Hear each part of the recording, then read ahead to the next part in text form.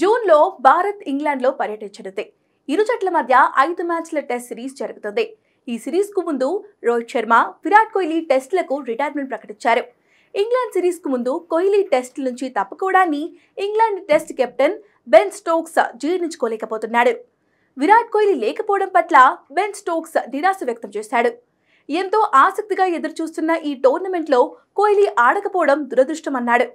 ఇకపై కోహ్లీతో టెస్ట్ ఆడకపోవడం నేను సిగ్గుచేటుగా భావిస్తున్నానని చెప్పుకొచ్చాడు. ఈ సందర్భంగా బెన్ స్టోక్స్ కోహ్లీకి మెసేజ్ కూడా చేశాడట.